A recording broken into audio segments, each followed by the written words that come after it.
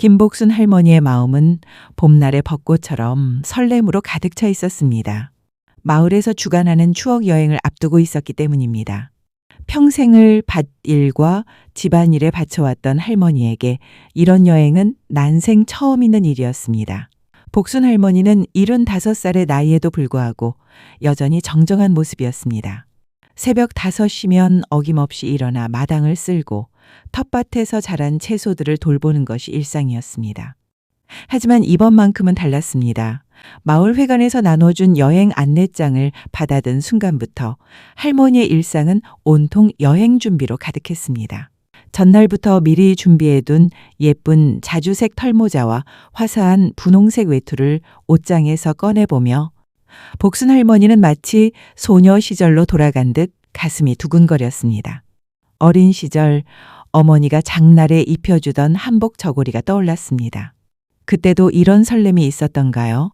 거울 앞에 서서 자주색 털모자를 써보고 분홍색 외투를 걸쳐보며 이리저리 돌아보는 모습은 영락없는 소녀의 그것이었습니다. 이른 새벽부터 일어나 거울 앞에 앉아 곱게 얼굴에 분을 바르고 입술에 연지를 찍었습니다. 거울 속 자신의 모습이 낯설면서도 마음에 들었습니다. 평소라면 얼굴에 크림 한 번 바르기도 귀찮아했던 할머니였는데 오늘만큼은 달랐습니다. 화장품 파우치를 뒤져가며 오래전에 사둔 립스틱까지 찾아 발랐습니다. 거울 속 모습은 마치 20년은 젊어 보였습니다. 아이고, 내가 이렇게까지 해야 하나. 할머니는 혼잣말을 중얼거리며 쑥스러워했지만 얼굴에는 환한 미소가 떠나지 않았습니다. 마지막으로 가방에 여행 필수품들을 챙기기 시작했습니다. 복용 중인 혈압약은 작은 알약통에 하루 분량씩 나누어 담았고 얇은 손수건 2장과 물티슈 그리고 비상시를 대비한 반창고까지 꼼꼼히 챙겼습니다. 그리고 잠시 멈칫한 할머니의 손이 허공을 더듬었습니다. 매번 챙기던 돋보기 안경이 보이지 않았습니다. 분명히 여기 뒀었는데. 며칠 전 새로 읽기 시작한 소설책 위에 올려두었나 싶어 책장 위를 훑어보았지만 없었습니다. 황진이라는 소설책 위에는 북마크만 달랑 놓여 있을 뿐이었습니다. 부엌 식탁 위도 꼼꼼히 살펴보았습니다. 간장통 뒤, 설탕통 옆, 심지어는 냉장고 위까지 모두 뒤져보았지만 돋보기 안경은 온데간데 없었습니다. 안방 화장대도 마찬가지였습니다. 오래된 보석함 주변과 약통들 사이사이까지 모두 확인해 보았지만 찾을 수 없었습니다. 심지어는 이불 속까지 뒤져보고 베개 밑도 들춰보았지만 역시 허사였습니다. 할머니는 점점 초조해지기 시작했습니다. 아이고, 내가 또 어디다 뒀나. 돋보기 안경은 할머니에게 없어서는 안 될 필수품이었습니다. 나이가 들면서 눈이 침침해져 작은 글씨는 물론이고 신문이나 약봉지의 글씨도 돋보기 없이는 읽기 어려웠습니다. 특히 복용 중인 혈압약의 용법 용량을 확인할 때나 좋아하는 소설을 읽을 때는 반드시 필요했습니다. 할머니는 한참을 찾다가 시계를 보니 벌써 출발 시간이 임박해 있었습니다. 마을버스는 기다려주지 않을 것이고 다른 어르신들도 이미 준비를 마쳤을 것입니다. 결국 할머니는 포기하고 말았습니다. 에이, 하루 정도야 어떻겠어. 구경하는 것도 아니고 그냥 바람이나 쐬고 오는 거지 뭐. 돋보기 안경 없이 책을 읽는 것도 바느질을 하는 것도 힘들었지만 오늘 같은 특별한 날에 이깟 안경 때문에 기분을 망칠 수는 없었습니다. 할머니는 돋보기 안경 없이도 여행을 즐길 수 있으리라 스스로를 다독이며 여행 가방을 챙겨 마을버스 정류장으로 향했습니다. 정류장으로 가는 길에 만난 이웃 할머니들은 모두 단정하게 차려입고 있었습니다. 김순자 할머니는 검정색 정장에 진주 목걸이를 하고 있었고 박말순 할머니는 남색 원피스에 하얀 가디건을 걸치고 있었습니다. 모두들 오늘을 위해 특별히 준비한 티가 역력했습니다. 여행에 대한 설렘과 돋보기 안경을 잃어버린 아쉬움이 교차하는 복잡한 마음이었지만 할머니의 발걸음은 가벼웠습니다. 곧 도착할 버스를 기다리며 할머니는 차창 밖으로 스쳐 지나갈 아름다운 풍경을 상상했습니다. 가을 단풍으로 물든 산과 들, 맑은 하늘과 떠다니는 하얀 구름들. 돋보기 안경이 없어도 그런 큰 풍경은 충분히 감상할 수 있을 것이라고 생각했습니다. 멀리서 버스 소리가 들려왔습니다. 할머니의 가슴이 다시 한번 두근거리기 시작했습니다. 마을버스는 이내 복순 할머니를 태우고 울창한 숲이 펼쳐진 산길을 달리기 시작했습니다. 차창 밖으로 보이는 풍경은 한 폭의 수채화 같았습니다. 굽이굽이 이어지는 길을 따라 노랗게 물든 은행잎과 붉게 타오르는 단풍잎이 어우러져 있었습니다. 버스 기사님이 틀어준 옛날 가요가 잔잔히 흘러나오는 가운데 할머니는 창밖 풍경에 마음을 빼앗겼습니다. 이정표가 빠르게 지나가고 작은 시골 마을들이 차례로 나타났다 사라졌습니다. 어떤 마을에는 감나무에 주황빛 감이 주렁주렁 매달려 있었고 어떤 마을에는 늘어선 코스모스가 바람에 하늘거리고 있었습니다. 버스 안은 마을 어르신들의 웃음소리로 활기가 넘쳤습니다. 김순자 할머니는 나는 박물관보다 맛있는 거 먹는 게 더 기대돼. 라며 웃음을 터뜨렸고 박말순 할머니는 오늘 날씨가 이렇게 좋을 줄 몰랐네. 하늘이 얼마나 파란지 봐. 라고 감탄했습니다. 할머니들의 제잘거리는 소리가 버스 안을 따뜻하게 만들었습니다. 그런데 복순 할머니의 마음은 차창 밖 풍경만큼이나 편치 않았습니다. 안내원이 나눠준 여행 팜플릿을 읽을 수가 없었기 때문입니다. 팜플릿은 컬러풀하게 인쇄되어 있었습니다. 박물관의 외관 사진과 함께 상세한 관람 안내가 적혀 있었고 점심 식사 메뉴와 지역 특산물에 대한 소개도 빼곡히 들어 있었습니다. 하지만 복순 할머니에게는 그 모든 것이 흐릿한 점들의 집합일 뿐이었습니다. 흐릿한 글자들은 마치 물속에 있는 것처럼 흐느적거렸고 아무리 눈을 가늘게 뜨고 집중해도 무슨 내용인지 도무지 알 수가 없었습니다. 박물관 개관 시간 오전 9시에서 오후 6시라는 기본적인 정보조차 읽을 수 없었습니다. 점심 식사 장소가 어디인지, 몇 시에 출발하는지, 특산물 코너에서는 무엇을 파는지, 그 어떤 정보도 파악할 수 없었습니다. 팜플릿에 담긴 정보를 하나도 이해할 수 없다는 사실이 할머니 어깨를 축 처지게 만들었습니다. 다른 할머니들은 팜플릿을 보며 여기 된장찌개가 유명하다네. 박물관에 조선시대 그림이 많다던데. 라며 이야기를 나누고 있었는데 혼자만 소외된 기분이었습니다. 할머니는 그저 손가락으로 흐릿한 글자 위를 맴돌며 답답한 한숨만 내쉬고 있었습니다. 팜플릿을 이리저리 돌려보기도 하고 창가로 가져가 햇빛 아래서 보려고도 했지만 소용없었습니다. 글자는 여전히 흐릿했고 내용을 파악하기는 불가능했습니다. 아이고, 이러려고 여행을 온 건가? 남들은 다 재미있게 이야기하는데 나만 바보가 된 것 같네. 그때 옆자리에 앉은 박영감님이 조용히 할머니를 불렀습니다. 복순 할매 뭐 찾으시오? 안색이 영 안 좋아 보이네. 박영감님은 복순 할머니와 같은 마을에 사는 70살의 호랍이었습니다. 부인을 여의고 혼자 살아가고 있었지만 항상 단정한 옷차림과 온화한 미소를 잃지 않은 분이었습니다. 평소 마을 행사에서도 묵묵히 도움을 주는 일이 많았고 어린아이들에게는 사탕을 나눠주곤 하는 자상한 할아버지로 유명했습니다. 할머니는 멋쩍게 웃으며 돋보기 안경을 잃어버려서 팜플릿을 읽을 수가 없다고 솔직하게 털어놓았습니다. 평소에도 마을 행사에서 종종 마주치곤 했던 사이였지만 이렇게 단둘이 대화를 나눈 적은 없었습니다. 늘 다른 사람들과 함께 있을 때만 인사를 나누는 정도였으니까요. 아이고, 창피하네요. 나이 들어서 이것저것 까먹기만 하고. 집에서 나올 때 분명히 챙기려고 했는데 어디에 뒀는지 찾을 수가 없었어요. 할머니의 말에 박영감님은 씩 웃더니 자신의 가방에서 무언가를 꺼냈습니다. 작은 검정색 케이스였습니다. 에이, 그깟 안경 때문에 즐거운 여행을 망치면 쓰나. 내가 여분으로 하나 더 챙겨 다닌다오. 혹시 모를 때를 대비해서 말이지. 어차피 난 휴대폰 글씨 볼 때나 쓰니 할매 먼저 보시오. 박영감님이 건넨 돋보기 안경은 할머니가 잃어버린 것과 비슷한 디자인의 둥근 태안경이었습니다. 도수도 비슷해 보였습니다. 할머니는 놀라움을 감추지 못했습니다. 이런 친절을 베풀어 줄 줄은 전혀 예상하지 못했기 때문입니다. 아이고, 고마워요. 정말 고마워요. 하지만 이게 영감님 것인데 제가 어떻게 뭘 그런 소리를. 서로 도우며 사는 게 이웃 아니겠소? 더군다나 즐거운 여행인데 혼자 재미없게 있으면 안 되지. 할머니는 감사한 마음에 박영감님의 손을 잡았습니다.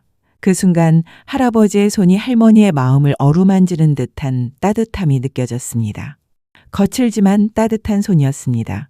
평생 농사일을 하며 다져진 손이지만 지금은 그 어떤 것보다 부드럽게 느껴졌습니다.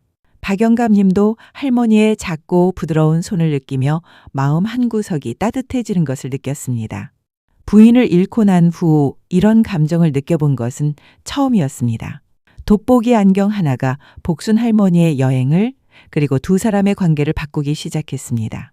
버스는 계속해서 목적지를 향해 달려가고 있었고 두 사람의 마음도 서로를 향해 조금씩 다가가고 있었습니다. 박영감 님이 건넨 돋보기 안경을 쓴 복순 할머니는 그제야 팜플릿의 깨알 같은 글씨를 선명하게 읽을 수 있었습니다. 마치 안개가 걷히듯 흐릿했던 글자들이 또렷하게 보이기 시작했습니다. 아이고, 이제야 보이네요. 팜플릿 첫 페이지에는 경주 국립박물관 특별전시 신라 천년의 보물이라는 제목이 큰 글씨로 적혀 있었습니다. 그 아래로는 박물관의 상세한 소개와 주요 전시품에 대한 설명이 이어졌습니다. 금관, 토기, 불교, 미술품 등 신라시대의 찬란한 문화유산들이 사진과 함께 소개되어 있었습니다. 박물관의 역사와 그림에 얽힌 이야기들이 눈에 쏙쏙 들어왔고 복순 할머니는 마치 마법에 걸린 듯 흥분했습니다. 돋보기 안경 하나로 흐릿했던 세상이 또렷해지자 할머니의 얼굴에는 미소가 번졌습니다. 영감님, 여기 보세요. 이 금관이 정말 대단하네요. 1000년이 넘었는데도 이렇게 번쩍번쩍하다니. 박영감님은 그런 할머니를 보며 흐뭇한 표정을 지었습니다. 할머니가 기뻐하는 모습을 보니 자신도 덩달아 기분이 좋아졌습니다. 이런 작은 일로 누군가를 이렇게 기쁘게 해줄 수 있다는 것이 새삼 놀라웠습니다. 박물관에 도착하자 할머니는 팜플릿을 손에 들고 마치 전문 관광 가이드처럼 곳곳을 누비며 구경했습니다. 전시실 입구에 있는 안내판부터 차근차근 읽어보았습니다. 아, 이 토기는 오색이경에 만들어진 거네요. 모양이 정말 독특해요. 박영감님은 할머니 옆에서 함께 전시품들을 관람했습니다. 두 사람은 자연스럽게 나란히 걸으며 이야기를 나누었습니다. 할매, 그거 보시오. 저기 있는 그림은 말이지 옛날에 우리 마을에서 있었던 일화를 그린 것이라오. 그림 속 저 아이는 박영감님은 박물관의 안내판을 읽어주며 그림에 얽힌 재미있는 이야기들을 할머니에게 들려주었습니다. 할머니는 박영감님의 이야기에 귀를 기울이며 평소에는 무심히 지나쳤던 마을의 역사에 대해 깊이 이해하게 되었습니다. 정말요? 우리 마을에 그런 이야기가 있었다니. 저는 몰랐는데 영감님은 어떻게 이런 걸 다 아세요? 젊었을 때 교직에 있었거든. 퇴직하고 나서도 지역사에 관심이 많아서 이것저것 공부하게 되더라고. 박영감님의 말에 할머니는 새삼 그를 다른 눈으로 보게 되었습니다. 평소에는 과묵한 할아버지 정도로만 생각했는데 이렇게 박학한 분이었다니. 게다가 설명하는 방식도 재미있고 이해하기 쉬웠습니다. 그들의 대화는 돋보기 안경으로 시작되었지만 이내 어린 시절 추억과 서로의 삶에 대한 이야기로 이어졌습니다. 복순 할머니는 그동안 몰랐던 박영감님의 유머러스하고 다정한 모습에 놀라기도 했습니다. 할매는 어릴 때 뭐가 되고 싶었어? 저요? 저는 선생님이 되고 싶었어요. 그런데 집안 형편이 어려워서 학교도 제대로 못 다녔죠. 대신 동네 아이들을 가르쳐 주는 걸 좋아했어요. 아, 그래서 아이들을 그렇게 예뻐하시는구나. 마을에서 복순 할매 싫어하는 아이가 어디 있겠소? 이런 식으로 대화가 이어지면서 두 사람은 서로에 대해 조금씩 알아가기 시작했습니다. 나이 70이 넘어서야 알게 된 서로의 속마음들이었습니다. 오전 내내 팜플릿을 들고 다니며 박물관 곳곳을 누볐던 할머니는 점심 식사 시간에도 박영감님과 나란히 앉아 함께 식사를 했습니다. 식당에서 나온 된장찌개와 불고기, 나물 반찬들이 정갈하게 차려져 있었습니다. 이 된장찌개 정말 맛있네요. 우리 집 된장과는 맛이 다른 것 같아요. 여기가 된장으로 유명한 곳이라고 하더라고요. 할매 집 된장도 맛있던데 이것도 나름의 맛이 있네요. 식사 중에도 두 사람의 대화는 끊이지 않았습니다. 음식 이야기에서 시작해서 요리법, 그리고 각자의 생활 이야기까지 자연스럽게 이어졌습니다. 내가 다음에 맛있는 거 사줄게요. 오늘 정말 고마워요. 할머니의 진심 어린 감사 인사에 박영감님은 그저 허허 웃기만 했습니다. 무슨 소리를? 나도 할매하고 이야기하니까 재미있네. 혼자 왔으면 이렇게 즐겁지 않았을 거요. 오후에는 박물관 주변 정원을 산책했습니다. 가을 단풍이 절정을 이룬 정원은 그야말로 환상적이었습니다. 할머니는 박영감님과 함께 벤치에 앉아 주변 풍경을 감상했습니다. 참 아름답네요. 이런 곳이 있는 줄 몰랐어요. 그러게 말이야. 나이 들어서야 이런 걸 보게 되네. 두 사람은 잠시 말없이 앉아 있었습니다. 바람에 흩날리는 은행잎과 단풍잎을 바라보며 각자의 생각에 잠겨 있었습니다. 하지만 그 침묵이 어색하지 않았습니다. 오히려 편안하고 포근한 느낌이었습니다. 돋보기 안경 하나로 복순 할머니의 여행은 완전히 달라졌습니다. 잃어버렸던 시야를 되찾았을 뿐만 아니라 그동안 곁에 있었지만 보이지 않았던 소중한 인연을 발견한 것입니다. 할머니는 여행의 마지막까지 박영감님과 함께하며 즐거운 추억을 쌓았습니다. 돋보기 안경은 단순히 사물을 또렷하게 보이게 하는 도구가 아니라 복순 할머니에게 새로운 세상을 열어준 열쇠가 되어 주었습니다. 그리고 그 열쇠는 박영감님이라는 따뜻한 사람의 손에서 나온 것이었습니다. 여행이 끝나갈 무렵 버스는 노을빛으로 물든 마을 입구에 도착했습니다. 서쪽 하늘이 붉게 타오르고 있었고 마을 뒤편의 산들이 검은 실루엣으로 드러나 있었습니다. 하루 종일의 여행으로 피곤했지만 복순 할머니의 얼굴에는 만족스러운 미소가 가득했습니다. 다른 할머니들은 하나 둘씩 버스에서 내려 집으로 향했습니다. 오늘 정말 재미있었네. 다음에도 이런 여행 있으면 좋겠어. 라며 아쉬워하는 소리가 들렸습니다. 복순 할머니도 버스에서 내릴 준비를 하며 박영감님에게 돋보기 안경을 돌려주려 손을 내밀었습니다. 영감님 덕분에 정말 즐거운 여행이었어요. 여기 돋보기 안경 받으세요. 그러자 박영감님은 손사래를 치며 웃었습니다. 에이, 그냥 할매 가지시오. 할머니는 깜짝 놀라며 말했습니다. 아니, 이게 얼마짜린데? 새로 산 거라고 하지 않았소? 아니, 사실은 박영감님이 잠시 머뭇거리더니 솔직하게 말했습니다. 내가 어제 할매 집 앞을 지나가다가 마당에서 이 돋보기를 주웠거든. 분명 할매 것일 거라고 생각했는데 여행 당일에 돌려주기엔 시간이 애매해서 그냥 가지고 있었지. 할머니는 눈을 크게 뜨며 놀랐습니다. 그럼 이게 제 돋보기 안경이었다고요? 그런 것 같네. 할매가 찾고 있다고 하니까 확신이 섰어. 박영감님은 미소를 지으며 할머니의 눈을 지그시 바라보았습니다. 근데 말이야, 내 돋보기 안경이 복순 할매 눈이 되어주었으니 이제 할매는 내가 잘 보이겠지? 박영감님의 예상치 못한 말에 복순 할머니는 얼굴이 빨개졌습니다.